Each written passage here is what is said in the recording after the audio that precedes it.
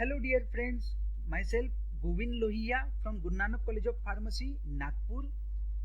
We have on the unit 5th of your physical pharmaceutics 1, that is unit is pH, buffer and isotonic solution from 3rd semester B Pharmacy. We have already covered the 6th video or 6th part of this unit, and this is a last part, that is part 7, that is buffered and isotonic solution. So in the 6th part of this video series, I have covered buffered use in the pharmaceuticals, how to prepare a pharmaceutical buffer and buffers in biological system. So last part of this video, that is the 6th part video's last part, is some important definition about the isotonic solution. Over there I have covered what do you mean by hypertonic solution, isotonic solution, hypotonic solution. Not only this, I have also covered osmosis, osmotic pressure, this important definition.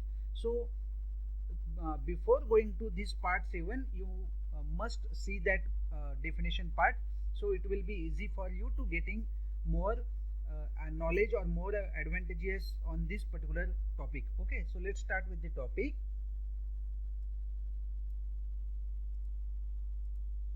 So this is we have already covered, that is osmosis is a phenomenon. Osmosis I have so many times repeated over there, and right now I am going to repeat. मैं यहाँ बार बार आपको यह समझाने की कोशिश कर रहा हूँ कि आपका ऑस्मोसिस में सॉल्वेंट की मूवमेंट होगी, सोल्यूट की नहीं. सॉल्वेंट की मूवमेंट होगी आपके डाइल्यूट पार्ट से कॉन्सेंट्रेटेड पार्ट के और क्यों होंगी, तो इक्वलाइज करने के लिए. तो ये हमने देखी थी डेफिनेशन. फिर ऑस्मोटिक प्रेशर भी हमने देखा कि जो रिस्पॉन्सिबल है सॉल्वेंट की मूवमेंट के लिए. फिर उसके बाद में हमने अगला पार्ट, दैट मीन्स ये डायग्रामेटिक रिप्रेजेंटेशन के साथ कवर किया. Iso osmotic means what, isotonic means what, और उसके बाद हमने कवर किया था हाइपोटोनिक और हाइपरटोनिक सॉल्यूशन दोनों की डेफिनेशन. तो ये कवर करने के बाद हमने एक डायग्रामेटिक एनिमेशन थ्रू आपको ये GIF के थ्रू समझाया था कि हाइपोटोनिक में आपकी ब्लड सेल्स जो है RBC ये स्वेल होंगी, यहाँ हाइड्रोलाइसिस होगा, ये सेल हाइपरटोनिक के अंदर श्रिंक होंगी, यानी ये सेल छोटी होंगी, ये बढ़ेंगी और ये अपना टोन मेंटेन करेंगी. यहाँ आइसोटोनिक है. हाइपोटोनिक में हम लोग बात करेंगे लोअर कॉन्सेंट्रेशन से सोल्यूट अंदर जा रहा है हायर कॉन्सेंट्रेशन के तरफ, यानी सेल के अंदर. हाइपरटोनिक के अंदर बाहर कॉन्सेंट्रेशन ज्यादा है, इसीलिए सॉल्वेंट अंदर जहां कॉन्सेंट्रेशन कम है वहां से वाटर बाहर निकलने की कोशिश कर रहा है सेल से. सेल की cell wall act as a semi permeable membrane over there, और यहाँ पे सेल श्रिंक होंगी. Okay, so this was the discussion from previous video. यहाँ हमने रिपीट किया. Now come to the next part. ये डायग्राम हमने बताई थी कि आपको लिखना जरूरी है. आइसोटोनिक, ये हम लोग हाइपोटोनिक जहाँ पे अंदर जाने वाला है, this is hypertonic, cell shrink होंगी. Okay, now measurement of tonicity. How we can measure the tonicity? There are two different methods for the measurement of tonicity. One is hemolytic method and another is colligative method. hemolytic method बहुत ही simple है. What you need to take a blood, ठीक है, यानी हम लोग RBC पे, red blood cells पे क्या इफेक्ट होगा ये देखेंगे. तो हमें RBC that means blood sample लेना है. ब्लड सैंपल में हम लोग यूजुअली से कंसिडर करो 2 ml और 1 ml ब्लड सैंपल लिया हमने, और उसको हमने डाइल्यूट किया हमारे सैंपल के साथ. ठीक है, लाइक एक इसमें मैंने डाइल्यूट किया, let us consider 2 test tube ली है या 2 सेंट्रीफ्यूज ट्यूब ली है. दोनों सेंट्रीफ्यूज ट्यूब में हमने 1 ml ब्लड सैंपल लिया. ओके, विच इज ऑलरेडी, हम लोग बोलेंगे कि जिसके अंदर हमने एंटीकोएगुलेंट ऑलरेडी डाला हुआ है, ये ब्लड सैंपल है हमारे पास. ठीक है, 1 ml ब्लड सैंपल एक टेस्ट ट्यूब में या एक सेंट्रीफ्यूज ट्यूब में और दूसरे में 1 ml ले लिया. अब पहले वाले टेस्ट ट्यूब में मैंने आइसोटोनिक सॉल्यूशन डाला, लाइक नॉर्मल सलाइन सॉल्यूशन जो कि 0.9% NaCl है या 5% डेक्सट्रोज है, तो ये हमने डाला. और दूसरे इसमें हमने डाला जिसको हमको टेस्ट करना है ना, जिसके हमको टेस्ट करना है, लाइक हमको जिसका देखना है कि ये सैंपल आइसोटोनिक है या नहीं है, ये डाला. और उसके बाद हमने इसको सेंट्रीफ्यूज किया. ठीक है, तो उसके बाद मुझे एक पैक सेल वॉल्यूम मिलेगा, क्योंकि सेंट्रीफ्यूज के बाद में सेल सेंट्रीफ्यूज में नीचे बैठना शुरू हो जाएंगी, है ना, और नीचे बैठना शुरू हो जाएंगी का मतलब क्या होगा कि आपको एक सेल वॉल्यूम मिलेगा. If the cells are shrink then pack cell volume goes on decrease. Cell shrink होना कहाँ होता है, हाइपरटोनिक में. इफ द सेल स्वेल तो आपका पैक सेल वॉल्यूम बढ़ेगा, ये कहाँ होता है, तो हाइपोटोनिक में. और अगर सेल वॉल्यूम सेम है ना, पैक सेल वॉल्यूम सेम है, then it is isotonic. So on that basis we are able to say. So blood with isotonic like NaCl and drug with blood हमने रखे दोनों इसमें, ठीक है. पीसीवी एनालिसिस किया मैंने, कैसे किया ये आपको समझाया. Release of oxyhemoglobin is observe with the hemolysis. तो ये हिमोलाइटिक मेथड है. आपको क्या क्या लिखना है इसके अंदर हिमोलाइटिक मेथड में, अगर आपको पूछा गया measurement of tonicity for 5 marks और for 2 marks. So measurement of tonicity is by 2 different method. One is hemolytic and another is the colligative method. Hemolytic में हम लोग बात करेंगे what is the effect of that particular solution whose say tonicity is to be measured is tested on the RBC. So there are two centrifuge tube. In one centrifuge tube, 1 ml blood with 5 ml of isotonic solution like normal saline. In another centrifuge tube, 1 ml blood with 5 ml solution of drug, okay, whose tonicity is to be measured. ये हमने ले लिया, ये पूरी setup कर लिया. Now already blood कौन सा लिया था, जिसके अंदर एंटीकोएगुलेंट डाला था, ये ब्लड, ठीक है. फिर आपने ये सेंट्रीफ्यूज किया for a said period of time, say 30 second, 1 minute, 2 minute. After that what is the pack cell volume you need to analyse. If the pack cell volume is same in both the centrifuge tube, then your solution is isotonic. Whatever the drug solution is isotonic. If the pack solution or pack cell volume is less than that of the pack cell volume of the isotonic centrifuge tube, then it is a hypertonic. अगर less होता है तो cell shrink होने वाली है, इसलिए hypertonic. अगर pack cell volume is more than that of the, so ये कम हो, ये बात होंगी एनालिसिस पार्ट में. तो यहाँ 3 पॉइंट लिखना पड़ेंगे आपको, ठीक है. And release of oxyhemoglobin is observe with the hemolysis. तो this can be happens with the oxyhemoglobin. Hemolysis कब होता है आपके पास, जब आपका सोल्यूशन हाइपोटोनिक होगा, तभी आपके पास सेल स्वेल होंगी और वहां पर हिमोलिसिस होगा और वहां ऑक्सीहीमोग्लोबिन रिलीज होगा. तो वन ऑफ दी ऑक्सीहीमोग्लोबिन से भी हम लोग डिटरमाइन कर सकते हैं. Okay, now come by colligative method, है ना. दूसरी वाली मेथड कौन सी है, कोलिगेटिव मेथड. कोलिगेटिव मेथड मतलब हम लोगों ने बार बार बात की है कि depression in freezing point, increase in the और elevation in the boiling point या boiling point elevation, melting point boiling point elevation और depression in freezing point, these are to be considered as colligative properties.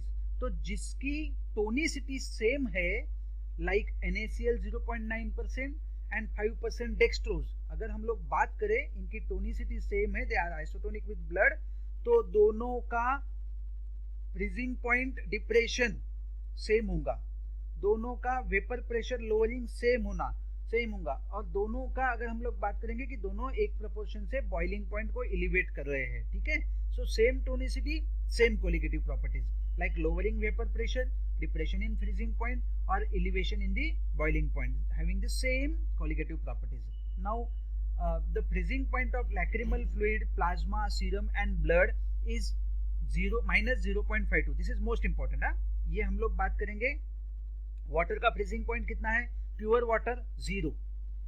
आपने सभी ने बचपन में कभी ना कभी वो मटका कुल्फी खाई है या उसमें नमक डाला रहता है.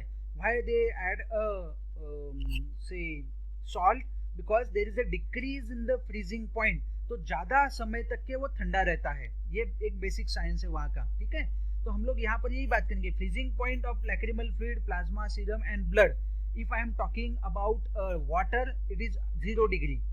जैसे ही उसमें 0.9% वेट बाय वॉल्यूम NaCl डाला यानी नमक डाला, तो इसका फ्रीजिंग पॉइंट 0 से कम होके नीचे उतरेगा and it is 0.52 degree Celsius, -0.52 degree Celsius, यानी 0 से भी नीचे जाएगा माइनस में, ठीक है. अगर 1% होगा तो वो उससे भी माइनस में जाएगा, मतलब -0.58 डिग्री सेल्सियस 1% NaCl के लिए। Likewise okay, so freezing point किसका क्या है, ये जीपैड पॉइंट ऑफ व्यू इंपॉर्टेंट, ठीक है। 0.9% वेट बाय वॉल्यूम हमने बात किया। Even 2% weight by volume boric acid is isoosmotic but not isotonic, because हम लोग पहले ही बोल रहे हैं कि boric acid not use to be inside the body. Reason हमने बात किया था कि toxic effect, okay. Not only this dextrose, हाँ इसका आंसर यू कैन, अभी मैंने वीडियो में भी इसका आंसर बता दिया, but still if you are careful observer of my video, आप हर पार्ट देख रहे हो, तो इसका आंसर आपको कमेंट बॉक्स में लिखना है कि how much percent of dextrose is isotonic with the blood. Okay, so these are the two methods which usually used to measure the isotonicity, hemolytic and colligative method. Now start methods of adjusting tonicity. तो first method है freezing point depression method, ठीक है। इसमें हम लोग क्या करते हैं, सब्सटेंस ऐड करते हैं इनटू आईवी फ्लूइड्स जो कि इंट्रावेनस देना है, या electrolyte to lower the freezing point of solution to -0.52 degree Celsius. अगर हमने फ्रीजिंग पॉइंट इस लेवल तक के लेके आ गया, तो अभी हमने देखा कि ये किसका फ्रीजिंग पॉइंट है, ब्लड, लैक्रिमल फ्लूइड्स, प्लाज्मा, इनका फ्रीजिंग पॉइंट यही है। तो अगर इस लेवल तक के हम लोग सब्सटेंस को ऐड करते हैं और उसका लोअर करते हैं freezing point up to this point, then it is to be considered as isotonic, okay। तो freezing point depression। second one है NaCl equivalent method। इसमें हम लोग क्या करते हैं कि NaCl का कैलकुलेशन करते हैं और NaCl एक का इक्विवेलेंट वेट हम लोग IV फ्लूइड कंपोनेंट के इसमें ऐड करते हैं, ओके। एंड देन हम लोग इलेक्ट्रोलाइट का बैलेंस करते हैं वहां पर, लाइक एंड उसके बफर सिस्टम बनाते हैं। So this is NaCl equivalent, we are going to see in detail freezing point कैसे, NaCl equivalent कैसे, ये हम लोग डिटेल में देखेंगे, ठीक है। Now third one is this is class 1 method, freezing point diffraction and NaCl equivalent, these are to be called as class 1 method. Now white Vincent and Sproul method, these are to be called as class 2 method। अगर आपको class 1 और class 2 में अलग अलग पूछा आपको exam में, तो ये क्वेश्चन बार बार पूछा गया है 5 मार्क्स के लिए। write down the different methods for adjustment of tonicity for 5 marks, okay।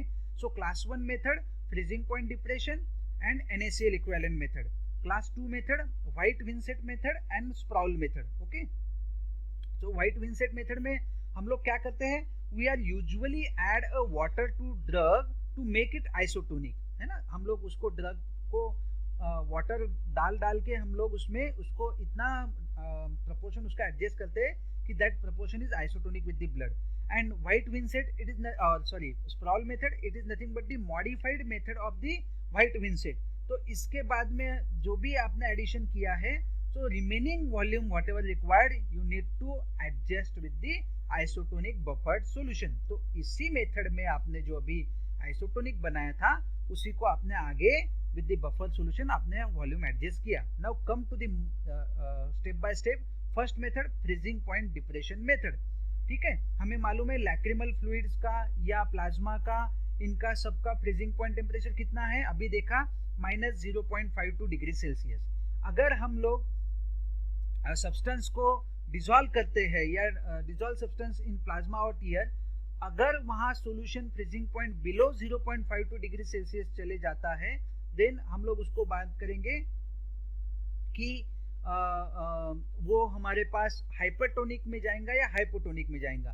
That means 0.52 degree Celsius अगर मेरे पास है, then we are going to say this is isotonic. If the freezing point is more than that मतलब -0.58, जैसे मैंने NaCl के 1% के लिए बोला था, then the solution is hypertonic. 0.9 से 1% ज्यादा होता है तो सॉल्यूशन हाइपरटोनिक रहेगा। और अगर मैं बोलूं कि 0.52 के बजाय ये 0.4 होगा, तो solution is hypotonic in nature for NaCl। हम लोग बात कर रहे हैं यहाँ पर, अभी NaCl का एग्जांपल लिया तो, ठीक है। तो यहाँ हम लोग बात करें कि NaCl 0.9% वेट बाय वॉल्यूम, उसका फ्रीजिंग पॉइंट इतना ही होगा, ठीक है। दूसरा हम लोग बात करेंगे 1% तो ज्यादा होगा, और अगर NaCl 0.4% लेता हूं मैं, है ना, rather than 0.9, तो ये फ्रीजिंग पॉइंट डिप्रेशन जो होगा वो इससे कम होगा, and this is nothing but इससे कम होना का मतलब क्या है कि हाइपोटोनिक सॉल्यूशन है। ठीक है, तो पहला पॉइंट आपको समझ में आया, इसका ये होता है। दूसरा हम लोग बात करेंगे whatever the dissolved substance in plasma or tears depress the solution freezing point below 0.52 degree Celsius.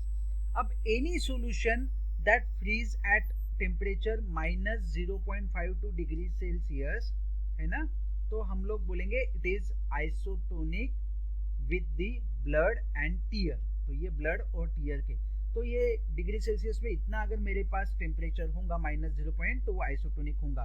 मैंने यहाँ क्लियर किया, इससे ज्यादा होगा तो हाइपरटोनिक, इससे कम होगा तो हाइपोटोनिक, ये भी ध्यान में रखना है। Okay, now fourth point, weight of the substance that need to be adjust to make it isotonic given by the following formula. तो ये चौथे पॉइंट में फार्मूला देख लो क्या है।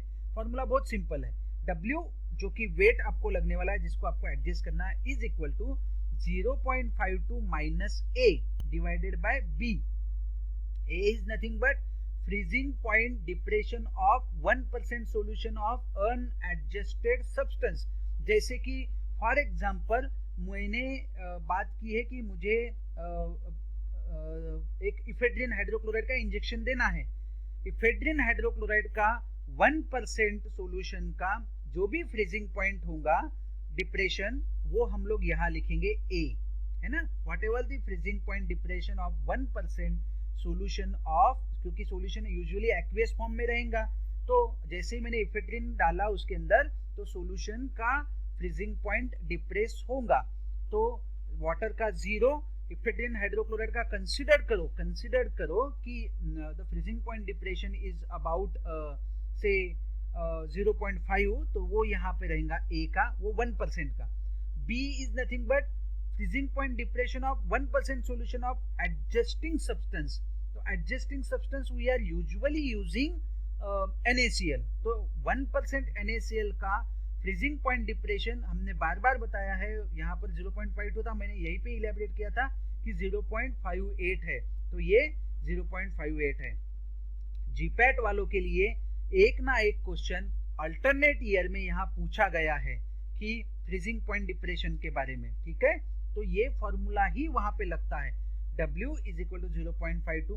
वहां जानबूझ के B की वैल्यू आपको दी नहीं रहती है, क्योंकि इट इज कंसिडर्ड कि आप फाइनल ईयर में हो, आपको B की वैल्यू मालूम है, यानी 1% NaCl की आपको वैल्यू पता है 0.58, तो you can put the 0.58 over there, और A आपको दिया रहता है, तो आपको A से ये निकालना। अदरवाइज आपको W दिया रहता है, आपको A निकालना पड़ता है। तो in this way we can talk about this. Okay, so this is equation. Now come to the next part, freezing point depression method continue हम लोग करते हैं। सो फिफ्थ पॉइंट हम लोग बात करेंगे, the fundamental expression of freezing point depression and concentration is given by equation. So हमने यहाँ पर बात की थी कि ये इक्वेशन फ्रीजिंग पॉइंट डिप्रेशन का है, तो हमें यहाँ पे बात करना पड़ेगा delta TF is equal to KF into C।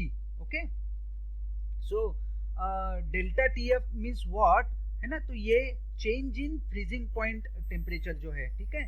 KF freezing point depression constant KF। okay, so delta TF is nothing but यहाँ लिखना रह गया हमारा, that is change in temperature, freezing point temperature जो change होगा वो, ठीक है।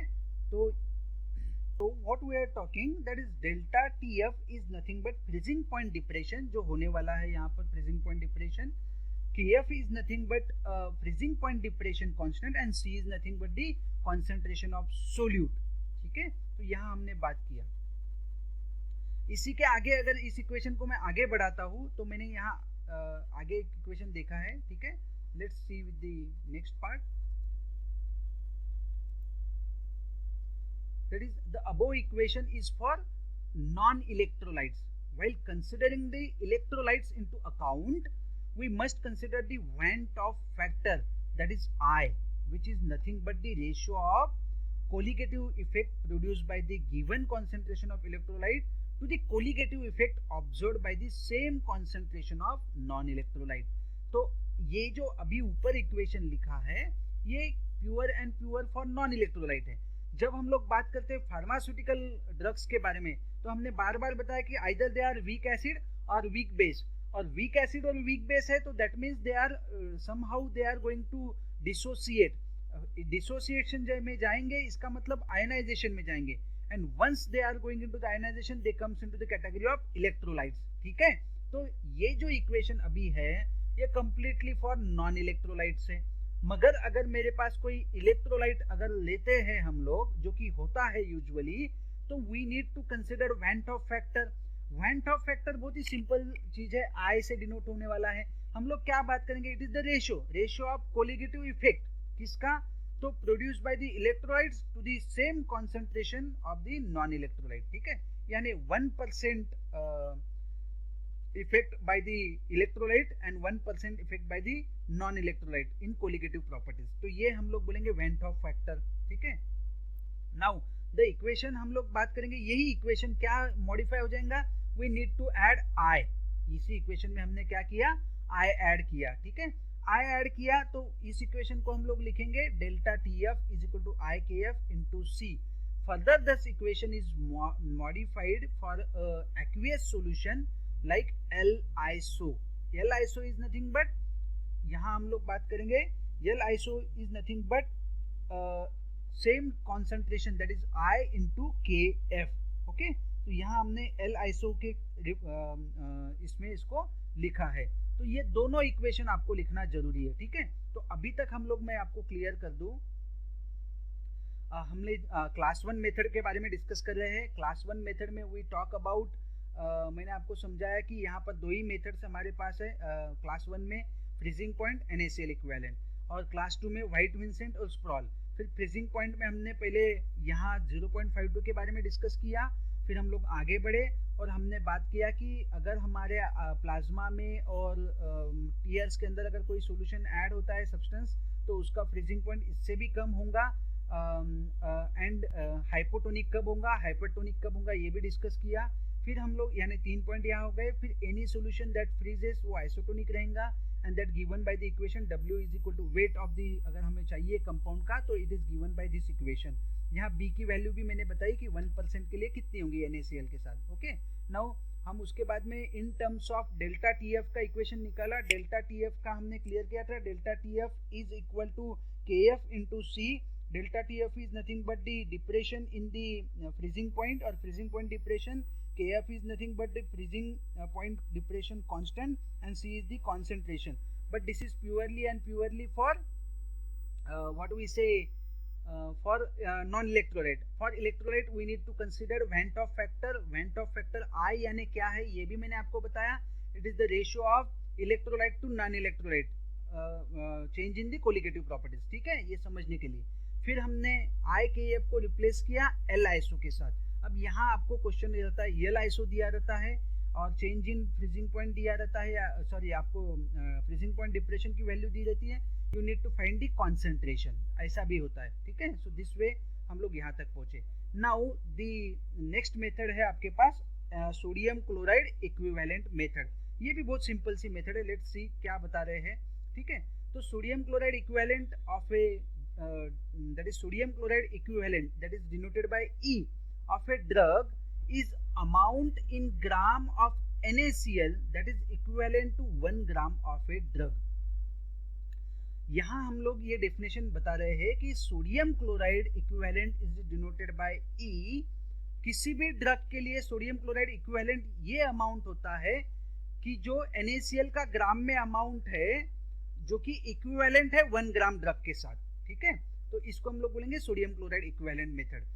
अब इसका मीनिंग क्या है आगे समझते हैं। ठीक है, लाइक ये इक्वेशन हमने लिखा यहाँ पर, अभी ऊपर से ही उठाया, delta TF is equal to L-iso into C। Can I say that L-iso is equal to delta F by C हम लोग लिख सकते हैं। नाउ इस इक्वेशन को आगे लेके चलते हैं। C is nothing but concentration. Concentration can be written, कहीं पर भी हम लोग कॉन्सेंट्रेशन लिखना है तो हम लोग मोल में बात करेंगे। लेट अस कंसिडर मोल में अगर मुझे बात करना है NaCl का। ठीक है, NaCl का मॉलिक्यूलर वेट 58 है, सोडियम 23 एंड 35.5 क्लोरीन, तो कितना मॉलिक्यूलर वेट हुआ 58.5।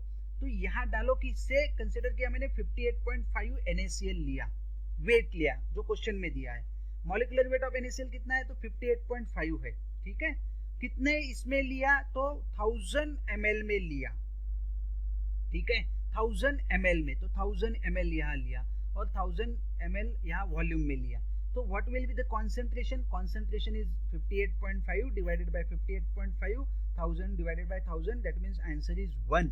तो what is the concentration of NaCl is 1 मोल पर लीटर या 1 मोल पर 1000 ml। So this is the formula for mention the concentration, ठीक है। तो ये W आपका चेंज होगा। लेट अस कंसीडर कि 5.85 ग्राम NaCl लिया, so the answer is 0.1 mole. Okay, so this is the way to express the concentration. Now come to this, अगर हम लोग बात करेंगे, but here the volume is same and as per the definition of the sodium chloride equivalent, अगर देखो यहाँ पर sodium chloride equivalent is of a drug is the amount in gram of NaCl that is equivalent to 1 gram of a drug. So the equation कैसे change कर सकते हैं हम लोग, we can simply use, आपको यहाँ बोला है कि sodium chloride equivalent E of a drug is the amount in gram of NaCl that equivalent to कितने, 1 gram of a drug। तो यहाँ पे क्या आएगा concentration, 1 gram of a drug divided by molecular weight। तो इसका मतलब है कि ये और ये सेम है, ठीक है। Now moving toward the next, if we put the value of C, तो हमारे पास C की वैल्यू हम लोग रख सकते हैं यहाँ पर delta TF is equal to L iso into C की जगह क्या रखेंगे हम लोग, 1/mW। अब आपको मालूम है कि for NaCl this is for drug and for NaCl क्या होगा, delta TF is equal to L iso value of NaCl is 3.4 into E divided by 58.45। E is nothing but the amount of NaCl जो कि wait लगने वाला है आपको in gram equivalent to 1 gram of a drug, तो वो हमें क्या देता है, वो E दे रहा है। सो अभी आपके पास डेल्टा TF यानी L आइसो इंटू C है, फिर L आइसो का हमने निकाला ये equation, if you want to pen down, otherwise हम लोग सीधा L आइसो इंटू C हम लोग लेते हैं। C यानी क्या, तो कॉन्सेंट्रेशन है, ये हमने देखा। फिर इस जगह पे मैंने क्या बोला, क्योंकि C क्या है कि 1 ग्राम ऑफ ड्रग के इक्विवेलेंट में है, तो 1 ग्राम ले लिया और यहाँ मॉलिक्यूलर वेट ऑफ ड्रग ले लिया, तो C का एक फॉर्मूला ये बना। दूसरा मैं क्या बता रहा हूँ कि आपको L आइसो की वैल्यू कितनी है, NaCl की 3.4 है, मॉलिक्यूलर वेट कितना है, तो 58.45 है, ठीक है। और ऊपर कितना है, E यानी क्या है, सोडियम क्लोराइड इक्विवेलेंट है ना, जो कि वेट इन NaCl है, आपका NaCl का ही वेट है ग्राम में, ठीक है। तो E यानी वेट ऑफ NaCl इन ग्राम। तो एक इक्वेशन डेल्टा TF का ये हुआ, एक इक्वेशन ये हुआ, तो ये दोनों इक्वेशन डेल्टा TF के, तो कैन आई से this L iso is equal, ये वाला इक्वेशन और ये वाला इक्वेशन एक कर दे, इक्वल टू कर दे, तो 3.4 into E by 58.45 is equal to L iso 1 by molecular weight. So this is the equation. अब आपको क्या हुआ, आपको क्या निकालना है, E, सोडियम क्लोराइड इक्विवेलेंट की वैल्यू निकालना है। So E is equal to 17 multiplied by L iso divided by molecular weight. This molecular weight is of drug. तो आपको क्वेश्चन रहता है the L iso value of this drug is so and so, the molecular weight of drug so and so, find out the sodium chloride equivalent यानी E निकालना है। तो कितना simple formula है, 17 मल्टीप्लाइड बाय L आइसो डाल दो और molecular weight डाल दो। सम टाइम द क्वेश्चन में आस्क यू रिगार्डिंग, तो ये फॉर्मूला इंपॉर्टेंट है, बहुत इंपॉर्टेंट है। इसके पहले वाला मैंने फ्रीजिंग पॉइंट में आपको एक फॉर्मूला बताया, W is equal to 0.52 minus B या minus A divided by B, और मैंने बोला NaCl के लिए B कितना है, तो 0.58, वो एक इंपॉर्टेंट फॉर्मूला है। तो ये दोनों फॉर्मूला आपके लिए बहुत बहुत इंपॉर्टेंट है। 3.4 is L iso value of NaCl, 58.45 is molecular weight of NaCl. We put this value over here क्योंकि डेल्टा TF की ये वैल्यू है, यहाँ डेल्टा TF की वैल्यू ये है, दोनों वैल्यू सेम कर दी हमने और हमें मिला E is equal to 17 into L iso by molecular weight. This is most important formula. तो दो ही फार्मूले यहाँ पर इंपॉर्टेंट है, ऊपर वाला एक और एक ये। तो this is all about the second method हमने डिस्कस किया यहाँ पर. Now come to the class 2 methods. Class 2 methods में सबसे पहले वाइट विंसेंट मेथड है हमारे पास. बहुत सिंपल सी मेथड है. Calculation of tonicity involve the addition of water to drug to make isotonic solution. As we discuss earlier हम लोग वाटर डालेंगे, ठीक है. Now this is followed by the addition of isotonic buffer diluting vehicle to adjust the solution to the final volume. उसके बाद में हम लोग उसमें बफर सॉल्यूशन डाल देंगे like it is given by the formula. यहाँ हम लोग देखते हैं कि कौन से फॉर्मूला से मिलेगा.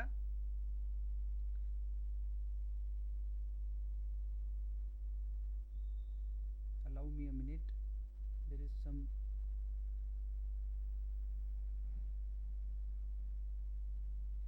Okay, so we are talking about this. So the equation for this one according to White Vincent is V is equal to W into E multiplied by triple 1.1. V is nothing but what is the volume of isotonic solution in ml prepared by mixing the drug with water. तो ये हम लोग बोलेंगे ये volume होगा हमारा isotonic solution का जो कि हमने बनाया ड्रग के अंदर वाटर मिला मिला के, ठीक है.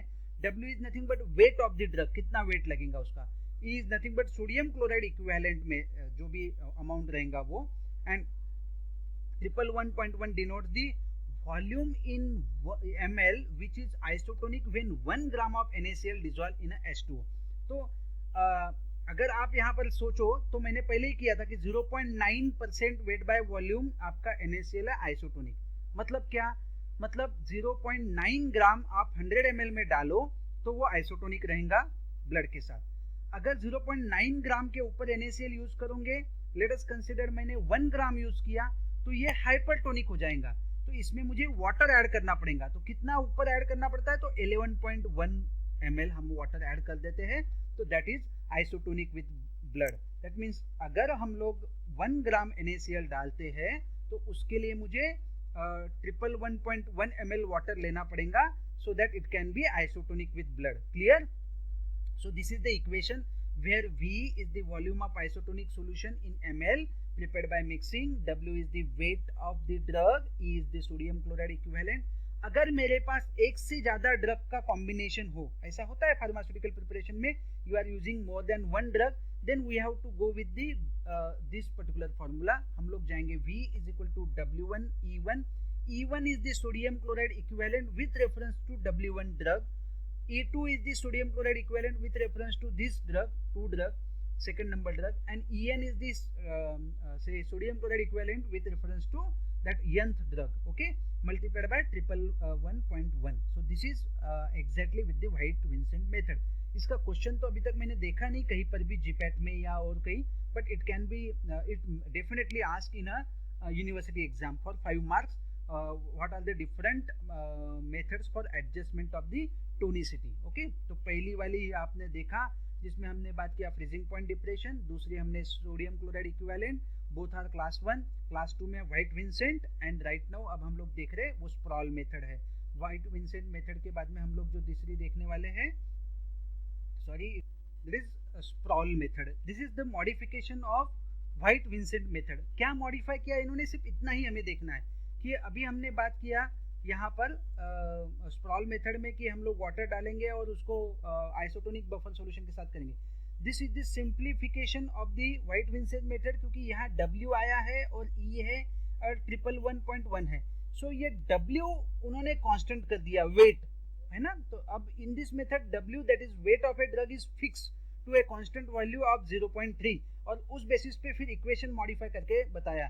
So the equation becomes a simple form that is W that is 0.3 into E into 1.1 and ultimately the equation becomes 33.3 E.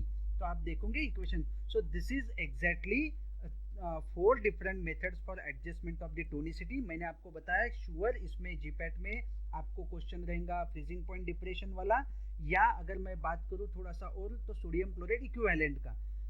I don't find, मुझे नहीं लगता कि ये व्हाइट विंसेंट या इसका रहेगा, but the sure the question is asked for 5 marks in your university examination for measurement of the और adjustment of the tonicity.